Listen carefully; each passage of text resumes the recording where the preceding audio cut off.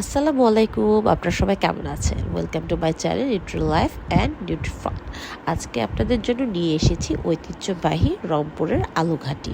আলুঘাটির জন্য আমি কিন্তু 250 গ্রাম গরুর মাংস নিয়ে নিয়েছি। গরুর মাংস দিয়ে এটির স্বাদ ভালো হয় এবং ছোট ছোট লাল আলু নিয়ে নিয়েছি। আর লাল আলুগুলো আমি আগে সিদ্ধ করে রেখেছিলাম, সেগুলোকে আমরা সুন্দর করে নরম করে নিয়েছি। এবার একটি গরম কড়াইয়ে তেলে দারচিনি, এলাচি, তেজপাতা এবং পেঁয়াজ নিয়ে নিয়েছি। পেঁয়াজটা একটু নরম হলে তাতে আমরা আদা বাটা এবং রসুন বাটা দিয়ে দিয়েছি।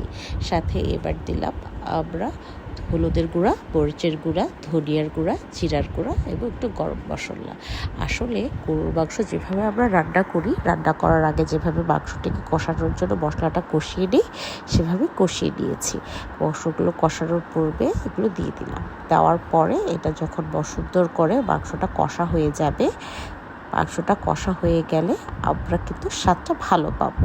এই পর্যায়ে আমরা একটু পানি দিয়ে দিলাম। পানি দেওয়ার পর ঢেকে দিলে বা যখন পানিটি টেনে যাবে এবং তেল ছেড়ে দিবে মাংস থেকে, তখন আমরা যে আলুগুলো নরম করে রেখেছিলাম, সেই আলুগুলো কিন্তু এখানে আমরা দিয়ে দিব।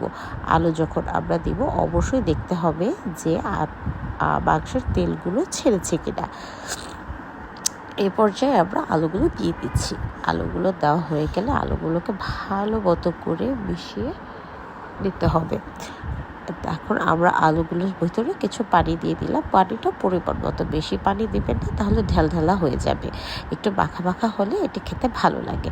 যখন দেখবে যে না, আলুর পানিগুলো পরিমাণ মতো শুকিয়ে এসেছে, তখন আমরা একটু করে এটাতে গরম মশলার গুঁড়া, একটু বেরেস্তা ভাজা এবং জিরার গুঁড়া করে দিয়ে দিব এবং কাঁচা লঙ্কা উপর থেকে আমরা ছেড়ে দিব। জিরাটা আমি ইনস্ট্যান্ট ভেজে গুঁড়ো করে নিই। ইনস্ট্যান্ট জিরা গুঁড়ো করে ভেজে দিলে এটা আলাদা একটা স্বাদ এবং ফ্লেভার পাওয়া যায়, যেটা কিনা আলাদা করে ডিব্বায় কৌটা করে রেখে দিলে সেটা ভালো আসে না। আমি দেখুন অল্প করেই ভেজে নিয়েছি এবং অল্প করে গুঁড়ো করে সাথে সাথে দিয়ে দেব। আমি প্রত্যেকবার রান্নার সময় নতুন করে গুঁড়ো করে নতুন করে দিয়ে দিই, যাতে স্বাদ এবং ঘ্রাণ দুটি একই রকম থাকে। আমাদের রান্না প্রায় শেষ। এখন আমাদের খাওয়ার পালা। গরম ভাত, কাঁচামরিচ এবং লেবু, এর সাথে আলুঘাটি ঐতিহ্যবাহী। এর স্বাদই অন্যরকম। থ্যাংক ইউ, ভালো থাকবেন।